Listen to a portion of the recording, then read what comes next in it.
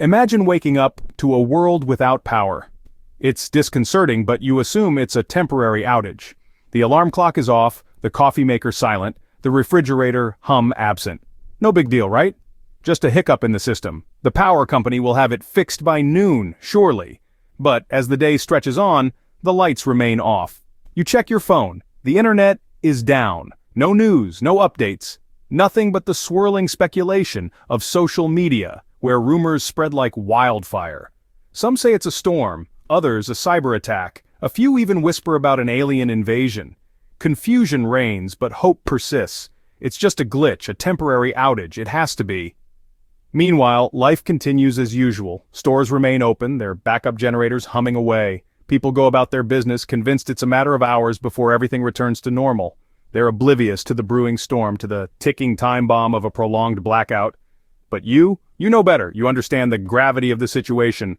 While others are engrossed in their screens, feeding on the false hope of social media speculation, you spring into action. It's time to prepare, to stock up on essentials, to secure your home. All before panic starts spreading, before the thin veil of civilization starts to fray. You fill your gas tanks, stack up on canned goods, bottled water, batteries. You buy a portable generator, if you don't already have one. You withdraw cash, knowing ATMs and card machines will soon be as good as dead. You plan your communication strategy, your meeting points, your emergency contacts. This is not the time for confusion or false hope. It's the time for action, for foresight, for preparation. You know the truth. This is not a temporary outage. This is the beginning of a grid-down event, a slow slide into a world without power, and while others are still in the dark, your preparation begins. So when the night falls and the lights are still out, you're ready. You're not part of the confused, hopeful masses. You're a step ahead, a beacon of preparedness in a sea of ignorance. You know what's coming and you're ready for it. While others are still in the dark, your preparation begins. On day 2, the situation starts to intensify. The hum of uncertainty in the air grows louder and the rhythm of our daily life begins to lose its beat. The ATMs, those trusted guardians of our cash, go silent. They stand as cold, unresponsive monoliths, adding another layer of anxiety to the growing unease. The grocery stores, once bustling centers of commerce, now resemble battlegrounds. Lines of weary people wrap around the block, waiting for their turn to forage for dwindling supplies. The shelves, once laden with a bounty of goods, are now rapidly emptying. It's a stark reminder of how quickly our world can change. The psychology of scarcity sets in, and once rational individuals transform into hoarders. Carts overflow with items, not out of need but out of fear. Fear of the unknown, fear of the future, fear of going without. It's a survival instinct, raw and primal, that can lead to tension and conflict. Now, more than ever, it's crucial to stay focused and disciplined. The importance of making those final supply runs without drawing attention cannot be overstated. It's not about hoarding, it's about being prepared. It's about having the essentials to survive in a world that's suddenly become unrecognizable. You see, in these moments of crisis, it's not the strongest or the most intelligent who survive, but those who can best manage change. Those who can keep a level head and think strategically, those who can foresee the challenges ahead and plan accordingly. By day 3, reality has set in. The hum of the refrigerator has become a distant memory, and the food inside is now warmer than you'd like. You open the door, and you're hit with the smell of spoilage. The milk has turned, the meat is questionable, and your last fresh vegetables are wilted and sad. The fridge, once a beacon of modern convenience, has become your first tangible reminder of how quickly things can decline.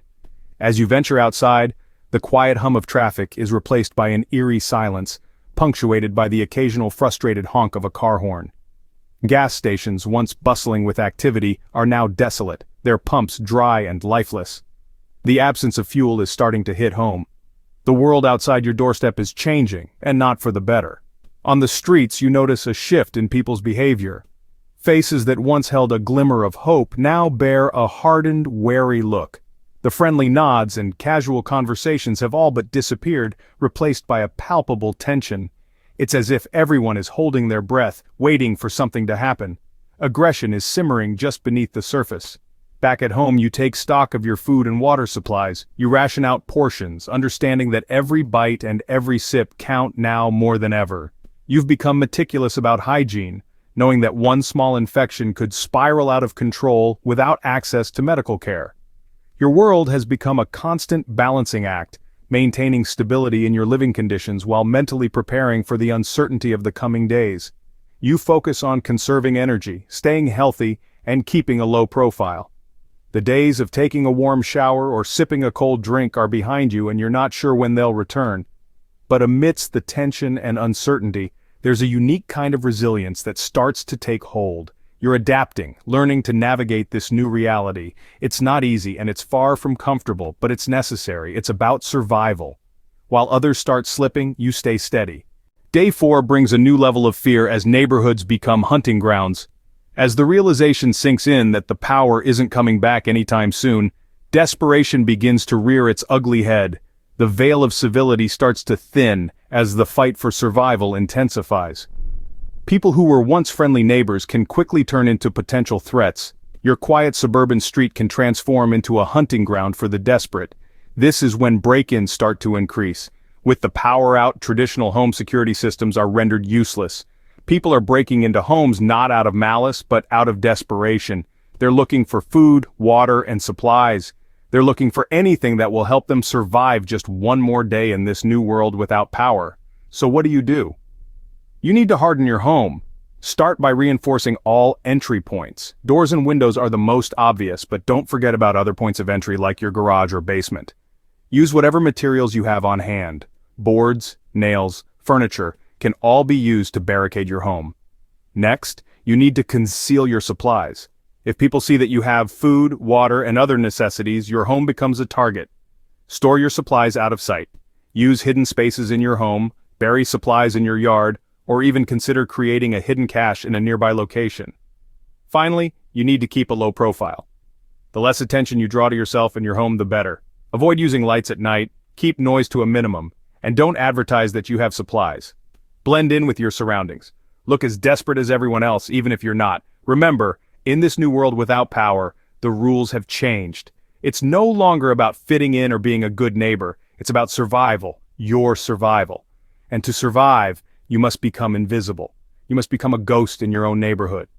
In the face of rising danger, you remain invisible. On the 5th day, you realize that your safety is entirely in your hands. As the sun rises on this grim day, the thin blue line that once kept order has faded into a whisper. The police, those stalwarts of society, are either stretched too thin or have fully disappeared. They're overwhelmed, outmatched, and some out of the picture entirely. Our societal safeguards are not built to handle prolonged, widespread crises. When every corner of the city cries for help simultaneously, the system overloads. It's an unsettling reality, but in a grid-down event, there simply aren't enough resources or manpower to maintain law and order everywhere. Home becomes your fortress. Your safety is in your hands, and home security becomes paramount. This is not about setting up booby traps or transforming your home into a military base. It's about being smart, being aware, and being prepared. Consider ways to fortify your house against potential break-ins. Reinforcing doors, securing windows, and having a secure room could mean the difference between safety and catastrophe. It's about making your home less appealing to opportunists. The goal isn't to be a fortress, it's to be a hard target. Perimeter defense is another crucial aspect. It's not just about physical barriers, but also about maintaining a vigilant watch. Surveillance, whether it's through security cameras or old-school neighborhood watch, becomes vital. Knowing who's coming and going and spotting unusual activity can give you precious time to react. But above all, remember this. In a world gone dark, visibility is a liability. Staying hidden is often the best defense. You don't want to be the house on the block that screams, "I'm prepared, come take what I have." Conceal your preparations and your resources. Blend in with the environment. Invisibility is your ally. When help is no longer an option, your survival instincts kick in. It's not about being a hero, it's about staying alive. In a world without power, your wit, your preparation, and your discretion become your greatest weapons. Stay smart, stay hidden, and remember, your survival is in your hands. As we move into day 6, familiar faces start to change. The veneer of civility, thin to begin with, starts to crack. Your once friendly neighborhood transforms into a mosaic of cliques, alliances, and rivalries. It's as if the power outage has plunged your community back into high school. Only the stakes are higher and the cliques are more dangerous. You find yourself having to make hard decisions. Do you join these emerging factions, or do you stay isolated, keeping your resources and intentions hidden? Perhaps you even consider relocating, leaving behind the familiarity of home for the uncertainty of the unknown. Your decision will be based on a careful analysis of group dynamics and risk. People are unpredictable at the best of times, and these are not the best of times. What was once a friendly chat over the fence can now be a negotiation for survival. In the face of shifting alliances, your judgment is your best defense. By the 7th day, what seemed temporary is now a full-blown grid failure. The sun rises again, but the world as we knew it doesn't. The blackout is not just a night's inconvenience, it's a deep, endless darkness that blankets our lives. The realization of the long-term nature of the situation sets in, but most people are still in denial. They're clinging on to the hope that the lights will flicker back on any moment now, that the hum of the refrigerator will fill their homes again, that life will return to normal. But you know better. You know that this is the new normal. The city, once bustling with life, is eerily quiet. The manicured lawns and well-kept houses stand in stark contrast to the desolation that has swept over the neighborhood. The silence is punctuated only by the distant sound of a generator or the occasional shout. The first week has been a series of rapid adaptations, from the initial confusion to the empty shelves, from the break-ins to the overwhelmed police. You've seen it all. You've stood tall amidst the chaos. You've navigated the changing group dynamics, learned who to trust and who to avoid. You've hardened your home, concealed your supplies, and kept your presence low-key.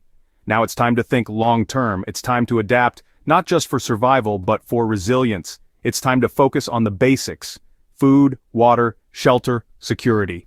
It's time to start thinking about sustainable sources of food and water, about fortifying your home for the long haul, about forging alliances and creating a network of mutual support. You are not just surviving, you are thriving. In the face of adversity, you are demonstrating the strength of human spirit. You are proving that with preparedness and adaptability, we can weather any storm. As the world around you crumbles, your resilience shines through.